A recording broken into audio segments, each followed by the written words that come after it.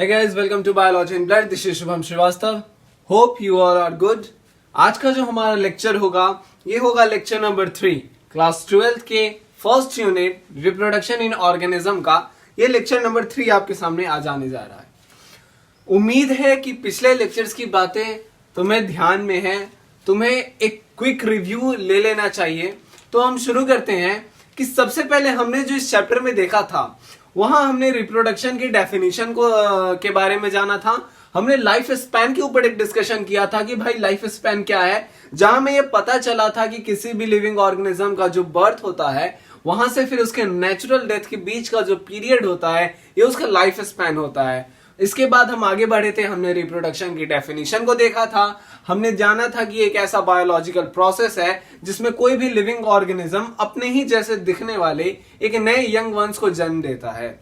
इसके बाद हम आगे की ओर बढ़े थे और हमने फिर इसके टाइप्स के ऊपर डिस्कशन किया था, जहां पे हमने देखा था कि रिप्रोडक्शन के दो टाइप्स हमें देखने को मिले. पहला था asexual mode of reproduction and the second was sexual mode of reproduction. इन दोनों के बीच की डिफरेंस भी हमने अच्छे तरीके से समझ लिया था और हमने इन दोनों के बीच के डिफरेंस को भी लिख लिया था. उम्मीद है कि वो डिफरेंस तुम्हें याद है. अगर वो डिफरेंस तुम्हें याद नहीं है तो तुम उस वीडियो को वापस से जाके एक बार जरूर देखना. ये लिंक उसका डिस्क्रिप्शन में दे रखा है. इसके बाद हम एक क्विक रिव्यू कर लेते हैं एसेक्सुअल रिप्रोडक्शन का, फिर उसके ऊपर हम उसके टाइप्स का डिस्कशन करेंगे. तो स्टार्ट करते हैं. एसेक्सुअल रिप्रोडक्शन की कुछ बातों को अगर हम ध्यान में रखें तो हमें यह पता चलता है कि एसेक्सुअल रिप्रोडक्शन एक ऐसा मेथड था जिसमें कि सिर्फ सिंगल पेरेंट ही सफिशिएंट थे अपने जैसे दिखने वाले एक नए यंग वंस को जन्म देने के लिए. मतलब सिंगल पेरेंट इज सफिशिएंट. आगे जब चलते हैं तो पता चलता है कि जो एसेक्सुअल रिप्रोडक्शन में जो हमारे ऑफ स्प्रिंग आ रहे थे वो अपने पेरेंट्स के एग्जैक्टली क्लोन होते हैं. वहां हमने एक वर्ड यूज किया था, उस वर्ड को हमने क्लोन कह दिया था. और ये क्लोन कहां कह दिया था हम आज क्या कर लेते हैं. तो एसेक्सुअल रिप्रोडक्शन देख रहे हैं, इसके ऊपर एक डिस्कशन है कि हमने उसे क्लोन कह दिया था. क्लोन कहने का ये मतलब है कि जिस तरीके से किसी भी जेरोक्स मशीन में अगर हम किसी पेपर को डालते हैं और वो हूबहू उसी तरीके से प्रिंट होकर के निकल जाता है, मतलब 100% सिमिलर जो होता है उसे हम क्लोन कहते हैं. तो एसेक्सुअल रिप्रोडक्शन में भी यही चीज होता है. जो ऑफ स्प्रिंग्स हैं वो अपने पेरेंट्स से 100% सिमिलर होते हैं और इसी को हम क्लोन के नाम से जानते हैं. फाइन. हमें और भी ये चीज देखने को मिला था, चूंकि बच्चे अपने पेरेंट्स के क्लोन हैं मतलब वो किसी तरीके का वेरिएशन नहीं शो करते हैं. ये भी एक पॉइंट होता है कि एसेक्सुअल रिप्रोडक्शन में हमें वेरिएशन नहीं देखने को मिलता है.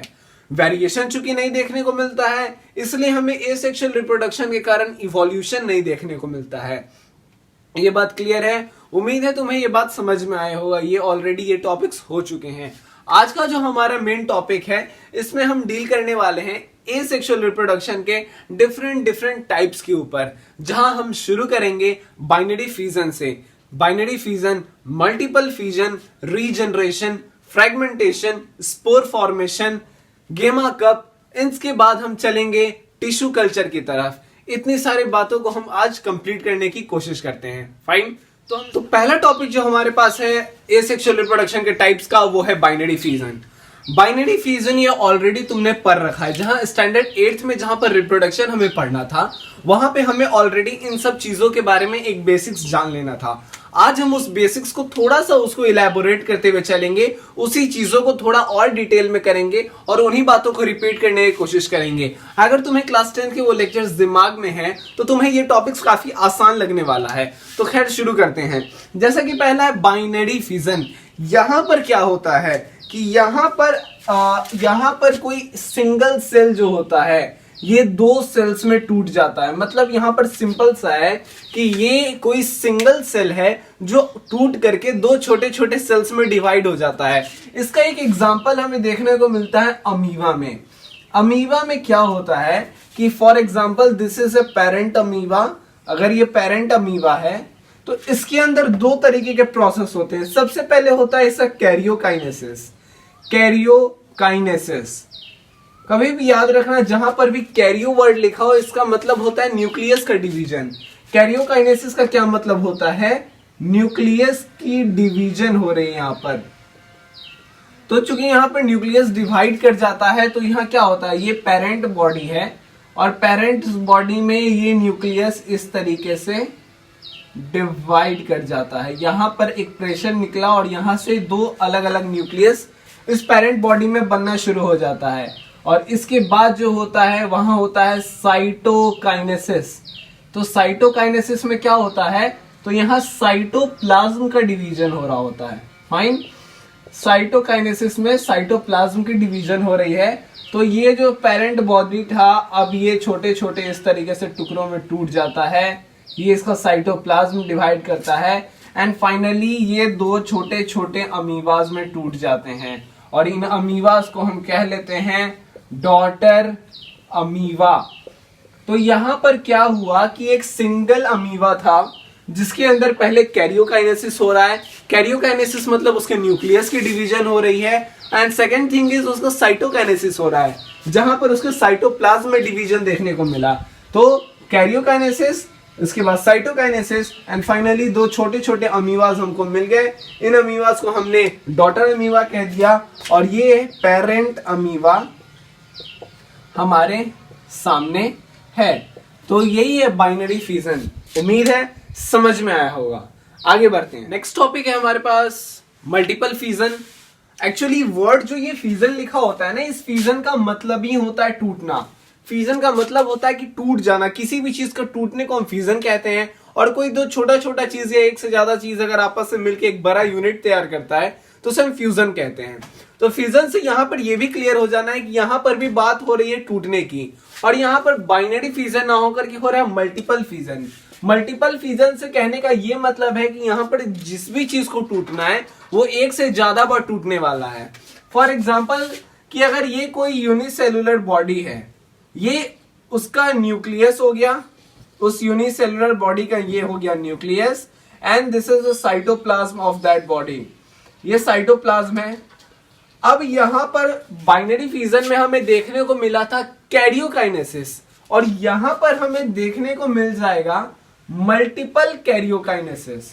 अब मल्टीपल कैरियोकाइनेसिस अगर होता है तो क्या होगा, ये पेरेंट बॉडी है। अब इसके अंदर एक न्यूक्लियस था, ये एक न्यूक्लियस डिवाइड कर गया किसमें, दो न्यूक्लियस में, दो न्यूक्लियस डिवाइड कर गए चार न्यूक्लियस में, चार न्यूक्लियस डिवाइड कर गए 8 न्यूक्लियस में। मतलब कि बहुत सारा न्यूक्लियस कहां बन गया, तो हमारे इस पेरेंट बॉडी के अंदर बन जाता है। और इतने सारे न्यूक्लियस बनने का ये नतीजा होता है कि सेल का जो मास होता है, सेल्यूलर मास, इसका नतीजा ये होता है कि सेल्यूलर मास जो है वो इंक्रीज हो जाता है। ठीक है, सेल्यूलर मास इंक्रीज हो गया। इसके नेक्स्ट केस में क्या होता है, नेक्स्ट केस में यहां पर होता है कि ये जो भी पेरेंट बॉडी थे और उनके ये न्यूक्लियस थे, बहुत सारे ये न्यूक्लियस थे इस तरीके से, मल्टीपल्स ऑफ न्यूक्लियस। ये क्या करते हैं, अपने अगल बगल के साइटोप्लाज्म को ये अपने साथ ले लेते हैं। इस तरीके से अपने अगल बगल के साइटोप्लाज्म को ये साथ ले लेते हैं एंड फाइनली लास्ट में क्या होता है कि इसके सेल वॉल को टूटना होता है। और इस दौरान क्या हो रहा है, साइटोकाइनेसिस हो रहा है, यहां पर साइटोकाइनेसिस हो रहा है एंड फाइनली यहां पर ये पेरेंट बॉडी इस तरीके से टूटता है और फाइनली यहां से बहुत सारे छोटे छोटे डॉटर सेल्स निकल जाते हैं। कहां, पेरेंट बॉडी से निकल जाते हैं बाहर की ओर। तो इसको हमने कह दिया था पेरेंट बॉडी था ये and this was daughter body. ठीक है, ये डॉटर सेल था। फाइन, तो मतलब एक सेल से दो सेल में टूटना बाइनरी फिजन था और एक सेल से मल्टीपल्स ऑफ सेल्स में टूट जाना ये मल्टीपल फिजन था। अगर इसकी एग्जांपल की बात करें तो ये स्पोर्स में भी देखने को मिलता है एंड समटाइम्स ये अमीबा के अंदर भी देखने को मिलता है।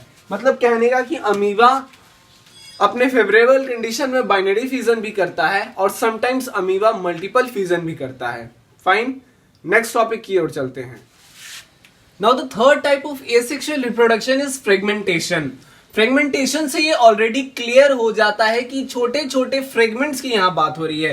फ्रेगमेंट मतलब होता है टुकड़ा। फॉर एग्जाम्पल कि अगर कोई प्लांट है किसका, स्पाइरोगैरा का, स्पाइरोगैरा के बारे में अगर हम जिक्र करते हैं, ठीक है, स्पाइरोगैरा है ये स्पाइरोगैरा। तो यहाँ पर स्पाइरोगैरा क्या है, एक तरीके का अलगी है। अलगी कहने का मतलब है कि थैलोफाइटा है, मतलब एक तरह का ये प्लांट है। फाइन। इसके पास थैलोइड बॉडी होगा। थैलोइड बॉडी कहने का ये मतलब है कि इसका जो बॉडी है वो थैलोइड है, मतलब कि इसके बॉडी के रूट को, इसके बॉडी के लीव्स को, इसके बॉडी के स्टेम को हम डिटेक्ट नहीं कर सकते हैं। ठीक है, इसके इन चीज को हम नहीं पहचान पाते हैं इस बॉडी में, तो इस तरीके के बॉडी को हम थैलोइड बॉडी कहते हैं। तो स्पाइरोगैरा का अगर हम बात करें तो स्पाइरोगैरा की अगर ये बॉडी है, इस तरीके का अगर उसका बॉडी है, फाइन, उसके बॉडी के अंदर इस तरीके का कोई स्ट्रक्चर है, इस तरीके से अगर बना हुआ है, फाइन, तो ये हो गया भाई इसका पेरेंट बॉडी। ठीक है, ये इसका पेरेंट बॉडी। इसके पेरेंट बॉडी ने क्या किया, एक समय ऐसा आया जब इसका पेरेंट बॉडी छोटे छोटे फ्रेगमेंट्स में टूट गया।